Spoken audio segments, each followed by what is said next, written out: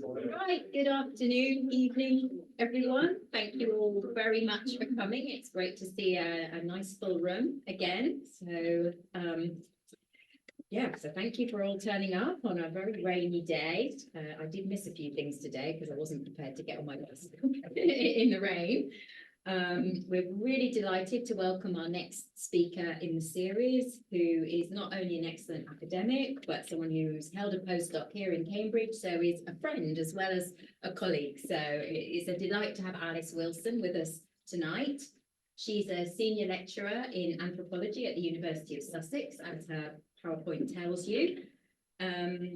And her research focuses on transformations in the relationship between governing authorities and governed constituencies, ruler and ruled from my more medieval perspective, particularly in the context of revolutions and liberation movements. And when I met Alice, she was working on the Western Sahara, published an excellent book in 2016, Sovereignty in Exile, a Saharan Liberation Movement Governs, which won an honorable mention in the 2017 American Anthropological Association Middle Eastern Section Book Award.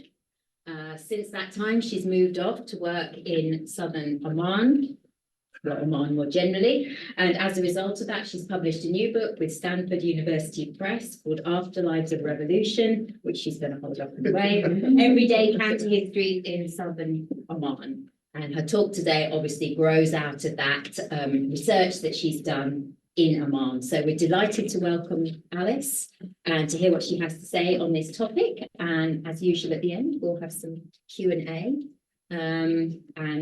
Well, just hand over to Alice.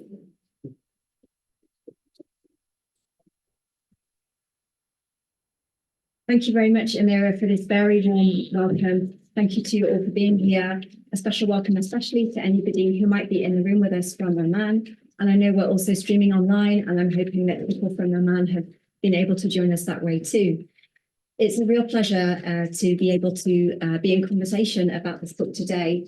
This faculty supported the project in early stages. They supported my application for a Cambridge Humanities Research Grant for the pilot study whilst I was a postdoctoral researcher here in Cambridge. And then crucially, a few years ago, I was able to present work in progress, and that generated really helpful feedback. And so it's a great honour to be able to bring the project in a more developed form back to colleagues here. I want to especially thank Amira and Paul for the invitation. Paul Anderson has been such a wonderful interlocutor and colleague in many stages of this project. Thank you so much. And many people in this room have helped in the progression of the project. So thank you so much.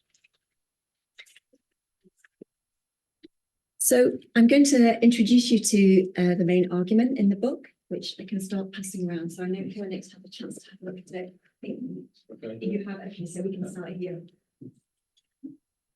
I'll introduce you to the main argument in the book, and then speak briefly about the specific context of revolution and counterinsurgency in southern Oman, and then reflect on the methodological and ethical challenges that that context raises for this kind of research.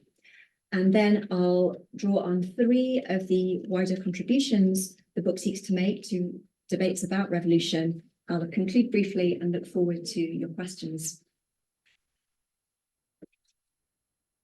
So the questions at the heart of this book are what survives of revolutionary values, relationships, and projects of social change after military defeat and authoritarian repression, and then by extension to ask, what do such survivals mean for rethinking revolution, and in this case, counterinsurgency and their aftermaths?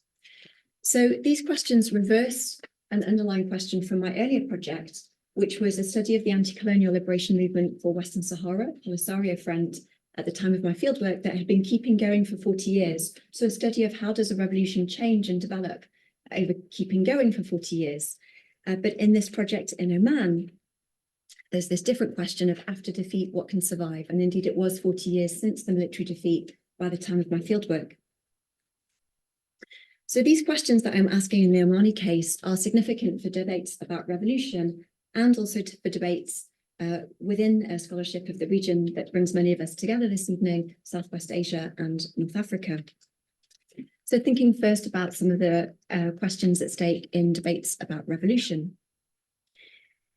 To think about the question of what survives of revolution is one way that we can try and retrieve counter-histories, histories that retrieve the experiences of subjects and actors who've often been marginalized in conventional narratives. In this case, the experiences of revolutionaries who met with defeat and then went on to become former revolutionaries. And the book situates that task of foregrounding these counter-histories as part of what it situates as an effort towards decolonizing narratives of revolution and counterinsurgency. Decolonization is a very wide concept. We might talk about that more in the Q&A.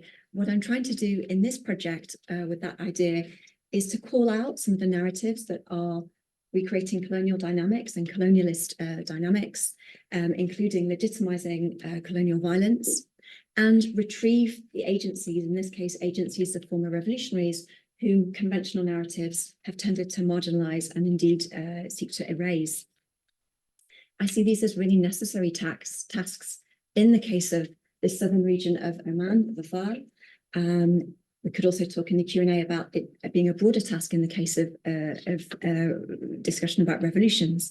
But thinking particularly about this case, there are many colonial underpinnings of conventional narratives about this conflict. And I'm going to focus on three strands in those conventional narratives in the presentation. A first strand is the idea that the British-led counterinsurgency that defeated the revolution was an allegedly model campaign in terms of it winning the hearts and minds of local people and allegedly minimalizing violence against civilians, to which we'll return with a critical response to that shortly. And a related strand is to suggest that the revolution couldn't have been popular with Dhufaris, that it was unpopular for a number of reasons, including, for instance, the levels of intra-revolutionary violence. And a third strand is to suggest that the post-war development and modernization that Oman has experienced since this conflict, the conventional narratives focus on the Sultan as if it's a personal gift of the Sultan to have brought those things to the country. So these narratives, I suggest, obscure and misrepresent experiences of both revolutionaries and former revolutionaries. They justify colonial violence, and there's too uncomfortable a fit with white savior narratives, in this case around a British-led counterinsurgency of white people saving brown people from other brown people, in this case brown communists. So rather than passing by those resonances, we want to challenge those narratives. So what might it look like to think about an attempt to decolonize narratives of revolution in this case? So here the project stands on the shoulders of giants. They haven't been using that terminology of decolonizing revolution, but I see them as doing really important work that the book takes inspiration from. For instance, the historian Abdul-Razak Tikriti, the book on the left here, Monsoon Revolution. So this part of the Arabian Peninsula gets the monsoon, hence that beautiful title.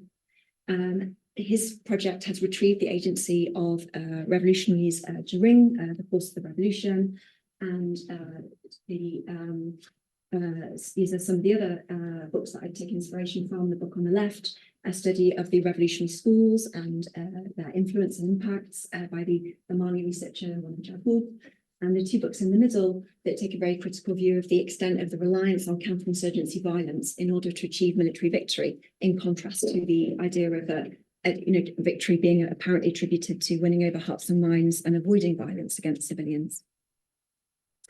So the book is making two contributions in those conversations.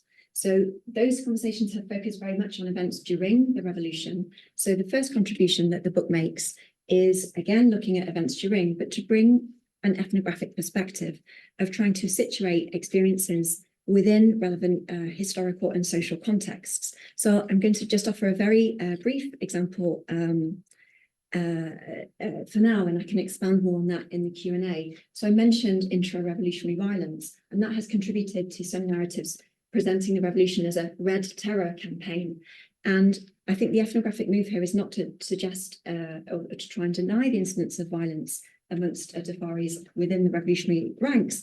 Indeed, there was such violence. I think the ethnographic move is to contextualize that within the transformations of indigenous categories of political violence within the revolution, under colonialism, and within the counterinsurgency. I could talk more about specific examples in the Q&A. And so the first half of the book is an historical ethnography, partly drawing on memories people shared with me, but drawing on sources in English, in Arabic. I was fortunate to get help with a very interesting source in Farsi. So just briefly, those 3 chapters in the first half look at questions such as what are the political, economic, and social contexts in the local area in southern Oman and the region, broader region, for Dhufari's founding and anti-colonial liberation movement. Thinking also about the question of what were people's experiences of revolutionary social change, with a particular eye to what about those experiences may have anticipated long-term legacies. And then also thinking about how both revolutionary agendas and counterinsurgency agendas have tried to transform space and society as rival projects of social change. And I'll return to some aspects of those questions in this talk. So that's the first contribution about an ethnographic reading of events during the time. And the second contribution is to think about revolution, counterinsurgency, and the aftermaths by taking up the lens of afterlives, so lasting legacies. And I focus on lasting legacies of revolutionary values. So I'm trying to extend the timeline from which we analyse revolutions to include the perspective of what survives of revolution, and to see that as a way that we can further unpack and criticise some of the conventional portrayals. So what are these afterlives of revolution? So in a nutshell, during my fieldwork, I was able to learn how some, not all, but some former militants in southern Oman, in Dhufar, reproduce revolutionary values of social egalitarianism in areas of their lives, such as their kinship practices, everyday socializing, and forms of unofficial commemoration. And so that's the 3 themes of the 3 chapters of the second half of the book. That's a fieldwork-driven ethnography of post-war lives of former militants. And the values of social egalitarianism across these areas are distinctive in this context, in the sense that they are in contrast not only with the traditional social hierarchies in Dhufar around gender, around racialized identities, around urban, rural, or speakers of Arabic or other languages, modern South Arabian languages. So contrasting with local histories of social stratification, but also contrasting with the hierarchies that are inherent to Oman being a rentier state, with the Sultan as the ultimate patron figure, distributing resources to stratified groups of clients. And that's an inherently hierarchical set of political relationships, and these values of social egalitarianism contrast with that. So that allows us to rethink, from the point of view of these afterlives, those big narratives that have been conventionally told about this situation, this conflict. So in response to the idea of the revolution as being unpopular, we can see that, at least for some people, revolutionary values have had a lasting appeal. And thinking about the idea of the counterinsurgency as an allegedly model campaign, we can see that counterinsurgency, the violence, the coercion, but also the patronage, the distribution of resources, have in fact, at least in some cases, fallen short of erasing long-term engagement with revolutionary values. And then against the narrative of the Sultan-centric accounts of post-war modernisation, I'll be talking more shortly about how, from the point of view of the afterlives, we can trace the ongoing significance of revolutionary values and agency in post-war times and post-war transformations, even though conventional narratives have erased those agencies. And from the perspective of afterlives, we can generate new questions, such as on the long-standing question of what is the nature of revolutionary social change, nuance that to ask, well, what are the qualities of revolutionary social change that have enabled legacies to survive despite defeat and repression?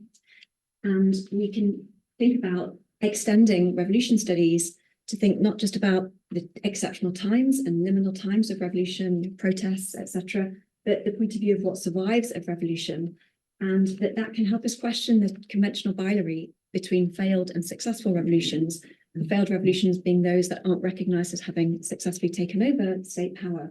But from the point of view of what survives of revolution, and indeed this case, we can see that revolutions with a range of outcomes go on to have lasting impacts. And so I think that we can learn more about revolutionary processes by bringing that analysis into conversations about revolution. Thinking about some of the debates about the Southwest Asia and North Africa region, of course, the questions that I've asked about Oman and the findings, I hope will have particular relevance for scholarship in the region, in the context of there being new generations of disappointed revolutionaries in the wake of the Arab uprisings and subsequent mass protest movements in the region that have met overwhelmingly with backlash and repression. This project foregrounds questions that will be defining for those emerging generations, which is how do former militants living under authoritarianism experience revolutionary aftermaths? And what is the role of a revolutionary past, despite repression, in later emancipatory projects? So in this project, I'm addressing from an anthropological point of view, broader questions that will be familiar to us from our different disciplinary backgrounds that are represented this evening. Thinking about, for instance, what is the nature of revolution? How does it relate to earlier and later projects of social transformation and emancipation? Who's included, who's excluded, who gets to decide about inclusion and exclusion? The book also engages with feminist approaches to revolution that alert us to the spaces and relationships through which people create revolutionary subjectivities that don't conform to iconic images, such as of protesting bodies in the street, a positionality that's not always open to people according to gendered and classed backgrounds. And so people can experience revolutionary change through changes in kinship and care, for instance. The book also engages with questions about the role of revolutionary agency after revolutionary times that are conventionally recognised as the core revolutionary moments of a movement's activity and potentially being in rule. And that's a field that's mostly, for reasons of access, concentrated on spaces of exile or post-conflict multi-party transitions, such as where a revolutionary movement can become a political party. And so this study in Oman brings us into a territory that has been less accessible, the question of what about from the point of view of people living under the kind of authoritarian rule that they were contesting. The project also engages with debates about counterinsurgency. What are the scope and the limitations of violence and resource distribution, patronage, in counterinsurgency for repressing dissent and promoting counter-revolutionary forms of social change? And the project's findings question the apparent success of patronage to erase revolutionary values. In regard to post-conflict studies, there's a very interesting body of research that asks about what's the role of everyday life, like kinship, everyday interactions. Is it to try and retrieve the normality that the conflict disrupted? And this project will explore other possibilities. And then thinking in particular about rentier states such as Oman and neighbouring states in the region, this study also reflects on debates about rentier societies. How do the actions of people in these societies challenge conformity with dominant and hierarchical relations in rentier states? So those are some of the questions that we can keep in mind, and now I'll turn in more detail to the context of Dhufar. Today, Dhufar is the southern region, the southern governorate of the Sultanate of Oman, a country that took that name and territorial form in 1970 over the course of the conflict that we're discussing. That governorate is about 1/3 of the size of Oman, so a significant part of the national territory. And these are the population figures for the closest census before my fieldwork. So these are official figures from 2010. My fieldwork was in 2015. Dhufar has an ethnically diverse population and a culturally and historically distinctive past compared to the north of Oman. And for reasons of time, I won't open up about that now, but I'm happy to answer questions about that.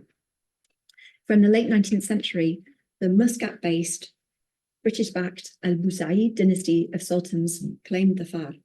And the Faris repeatedly contested their rule, and that's one of the contexts in which we can situate that in 1965, the Faris founded an anti-colonial liberation movement And so from 65 to 76, the liberation movement and the counterinsurgency gripped the fire.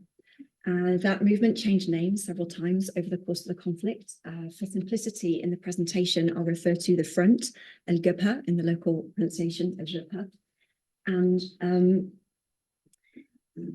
from 1968, under a new Marxist-Leninist-inspired leadership, and with ambitions to question British-backed formal and informal colonialism, or British formal and informal colonialism across the Arabian Peninsula, the movement expanded as well its projects for social transformation, what they considered to be emancipatory trajectories, for instance, promoting the emancipation of women and gender egalitarianism, the abolition of enslavement, the emancipation of enslaved persons, promoting anti-tribalism, redistributing resources in ways that they understood to be more egalitarian, more inclusive, and encouraging popular participation in political projects. And these kinds of transformations reach wide audiences through an activist audience of international figures, international solidarity, an audience of people who were interested in international solidarity with a leftist anti-colonial liberation movement. So, for instance, the highly acclaimed film of Hani Surur, the Lebanese director, The Hour of Liberation Has Arrived, brought news of this revolution to many audiences.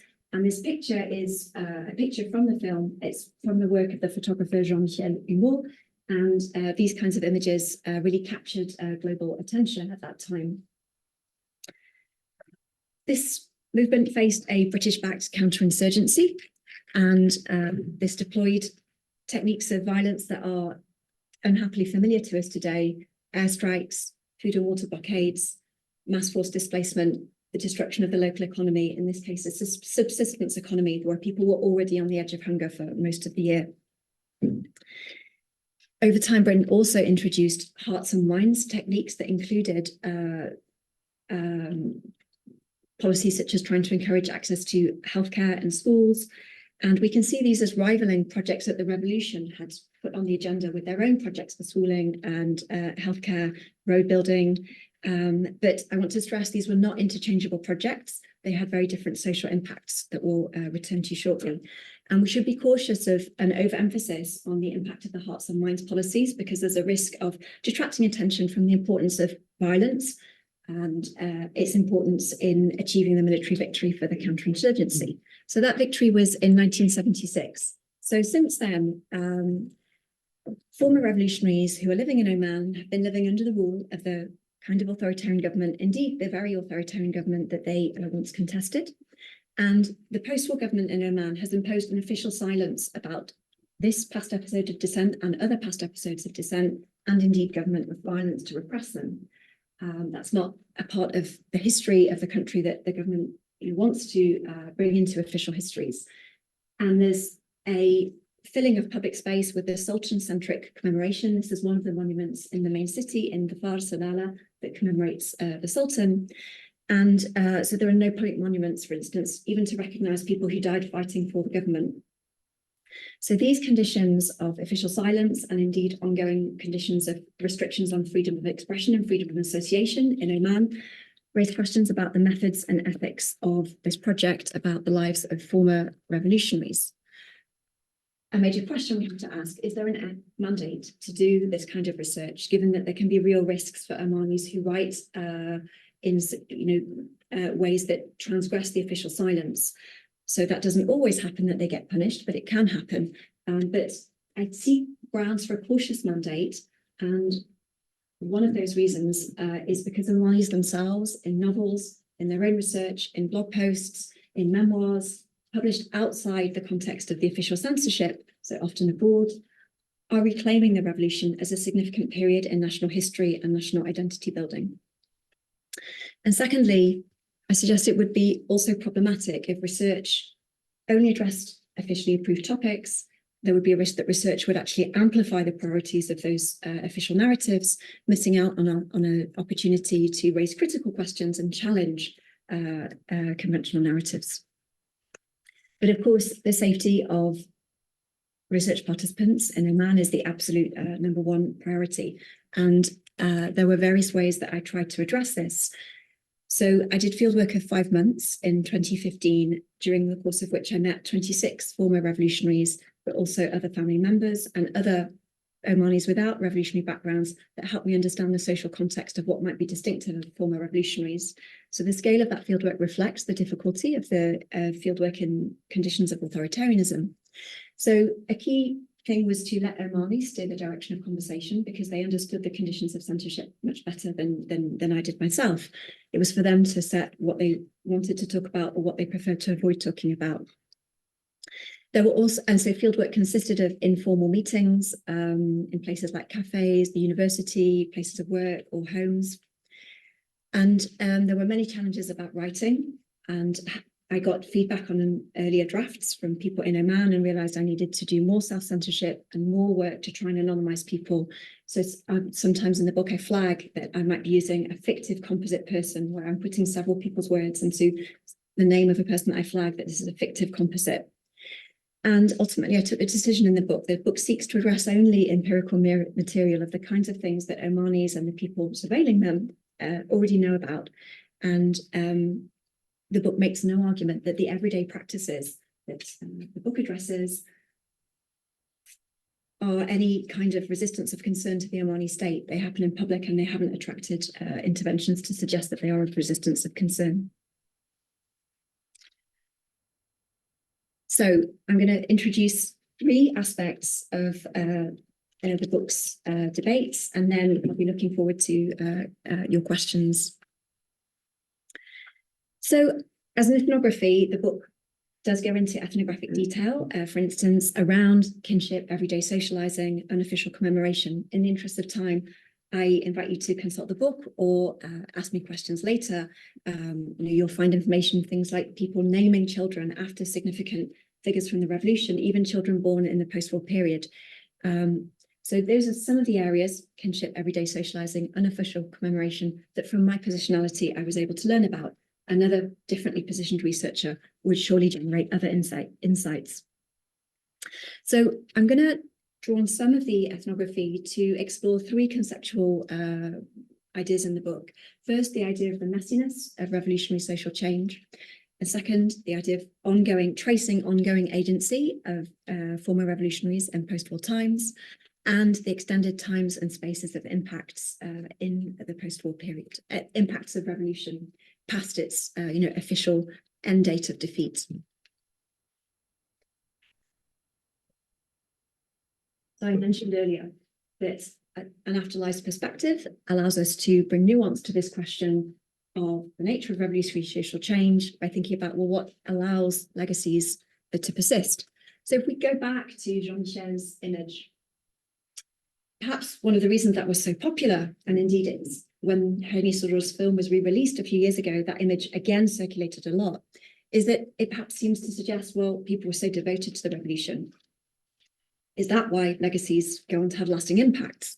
That's not the argument the book makes, and I don't think that's what the very close empirical work on this revolution or other revolutions suggests, because people may feel passionate about a revolution, but they also will make their own choices about how to engage with it. We know that people take part in emancipatory projects before revolution. We know that people can understand revolutionary change in very different terms from official narratives of revolutionary change on the part of revolutionary leaderships. And as Susie Kim, a historian of the North Korean Revolution, has put it, people don't engage as automatons. They draw on their own backgrounds in order to make their own decisions and give their own meanings to their experiences. So I'm going to draw on one example that speaks to this from a man who here I'll call by the pseudonym Hamran, who was a former pupil in a revolutionary school. And he recalled to me the kinds of images that Jean-Michel's humour image brings to mind. He said to me, it was incredible to see how quickly women who had been very conservative wore shirts and wizard. Wizard are a long cloth that in this part of the world is masculine clothing wrapped around the lower half of the body. But he went on to remember, the women did not want to wear bras. They associated them with camels.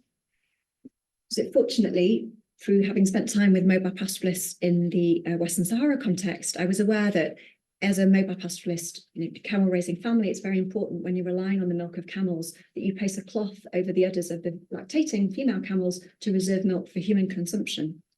And so we can understand in that context where mobile pastoralism in Dhufar was a major livelihood for many people, that bras didn't seem an attractive form of embodying revolutionary gender changes, even though women did take part in other forms of gender change, such as wearing masculine clothing and cutting their hair.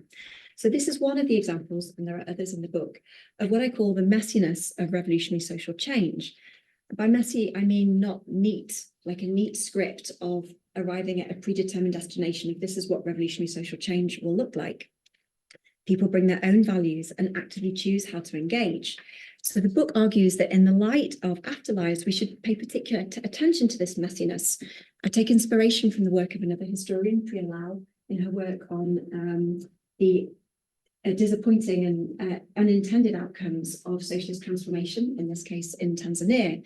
And she makes the point of talking about this not as failure, but as complexities, arguing that that vocabulary of complexities allows us to have more room to draw on those experiences to envisage progressive futures instead of the language of failure. And so building on that, I want to think of these moments of messiness or unneatness, not in terms of a failure moment or a pathology where the revolution didn't offer the right things or people wanted something else that was different from one particular idea of revolution. In the light of Afterlives, this messiness surely indicates people's active engagement in a revolution. It's because the women were engaged with these projects that they made choices around certain changes they made, certain changes that they didn't make. And so the implications, I suggest, are that if we are to understand how revolutions have lasting impacts, then Afterlives of Revolution may arise not despite the messiness of revolutionary social change, but because of such messiness and the engagement it implies. So an Afterlives perspective can generate some fresh insight into the nature of revolutionary social change and its possibilities for lasting legacies. Turning to the question of revolutionary agency in post-war times. So here there's a real salute to the work of Abdul-Razak Takriti, who really put on the map the agency of revolutionaries during the revolution in ways I'm happy to expand about in the Q&A. And so that's been a great influence for the book, thinking about, well, what's the nature of ongoing forms of agency that rely on revolutionary values in the post-war period, even though those conventional narratives foreground a Sultan-centric perspective. And here I'm very grateful to a former post-war development worker, the British researcher Miranda Morris, an expert in modern South Arabian languages. And when she was working in post-war development in Dhufar in the early post-war period, she recalled for me, when we started working for the Rural Health Service, all the local employees I worked with the exception of 3 people, were returnees from the front school in Yemen. The other people would only work for their tribe. So here, Morris is referring to the fact that the counterinsurgency project of social transformation, with the offerings that they had around education, healthcare, housing, other projects, had very tribalizing impacts in that they targeted particular tribes and they encouraged rivalry between tribes. And so people who'd been more familiar with those projects didn't want to work in a project that would benefit multiple tribes other than their own. And it was people who had that background from the revolutionary school where they'd been trained, as she reflects here, so that these people, former revolutionaries, would work for everyone for the common good, the maslaha al-'amma. So they still valued that sense of the common good, and they draw on those values in their willingness to work for these post-war development projects. So we can see that revolutionary agency was one of the drivers of Oman's post-war transformation, not just because the revolution put a developmentist agenda into, it forced it into the hands of the counterinsurgency and then the post-war government, but also because former revolutionaries and the values that they brought from the revolution were among the actors necessary to actually deliver that post-war development. And so finally, I'm going to talk about some of the extended times and spaces and impacts of revolution that we can bring to the fore through a focus on afterlives. I'm going to introduce you briefly to one of those spaces, and let me first start by saying this is not a picture of former revolutionaries.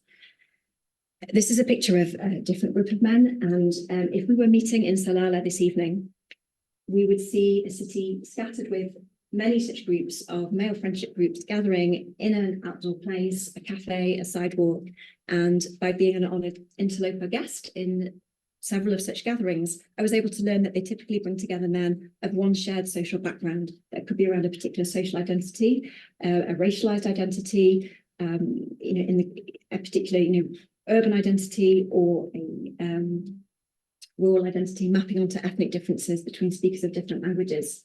The exception was that there was a group of former revolutionaries who met in public every night in the same place, and they brought together people whose backgrounds spanned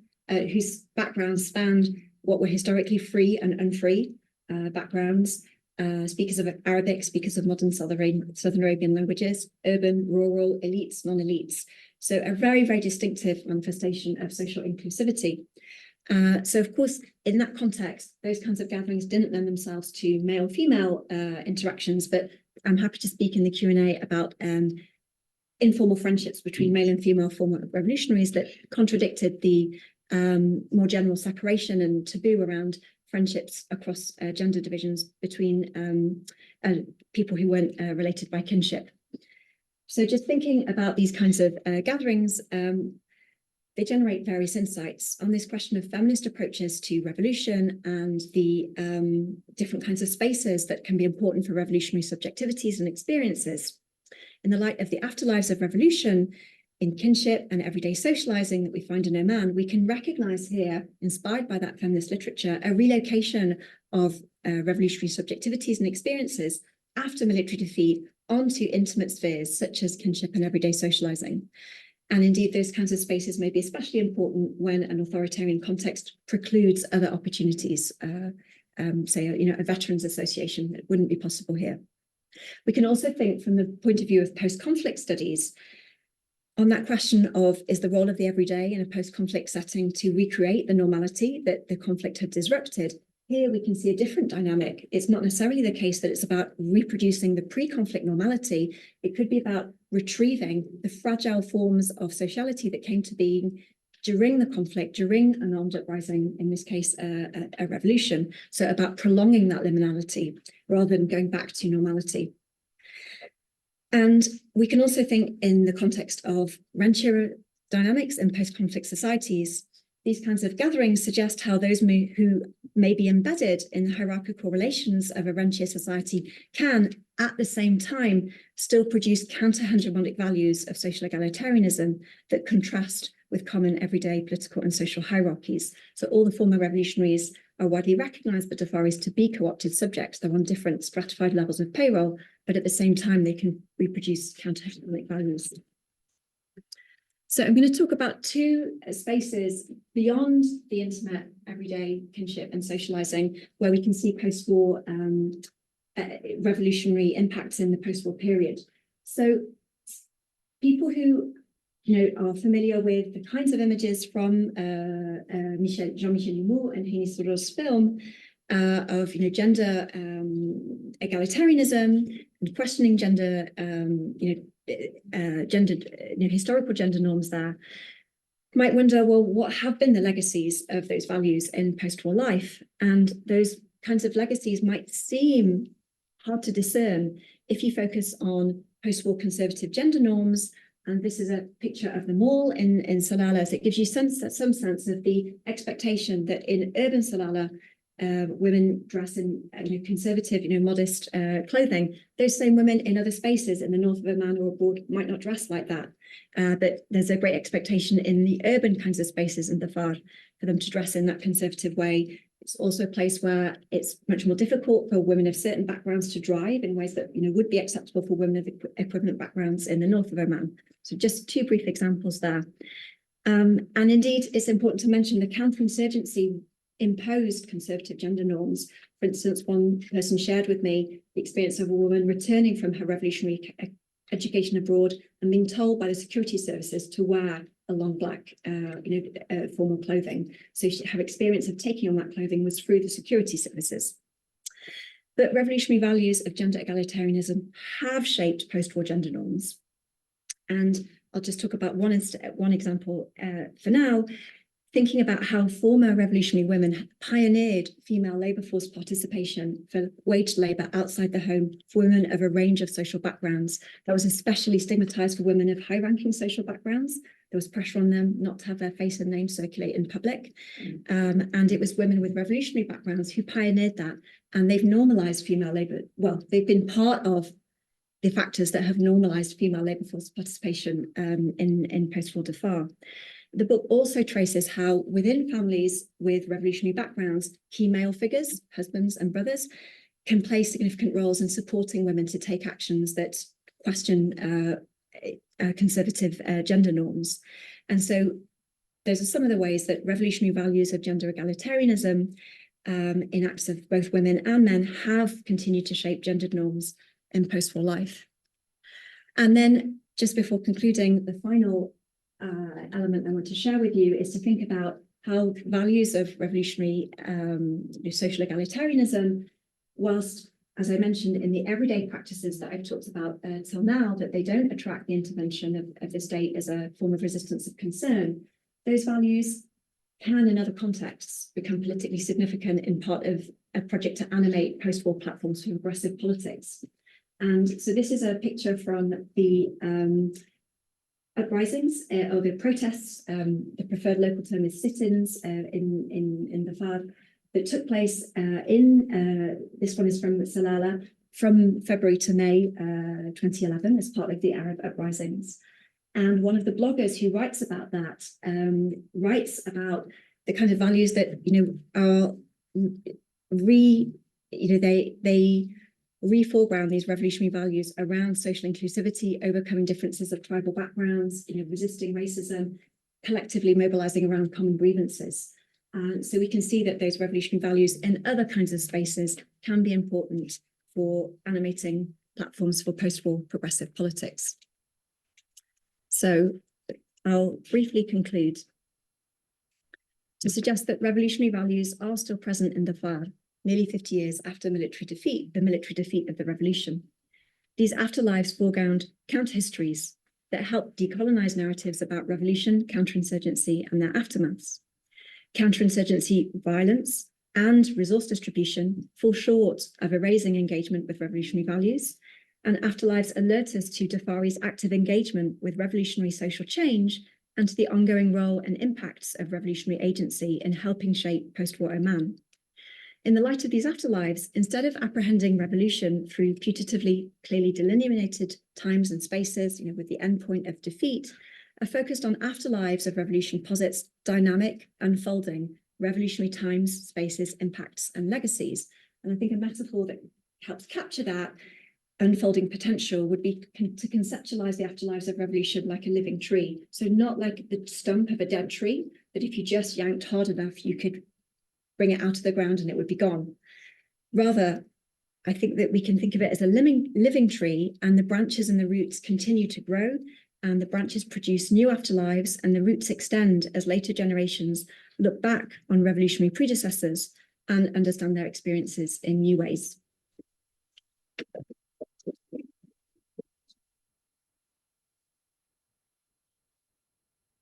These are some resources for those who might want to find out more. Thank you very much, Alice. And I'm sure we all have got lots of questions, and our minds are all buzzing with this rich introduction to the afterlives of revolution in Oman. So I'll now open the floor to questions.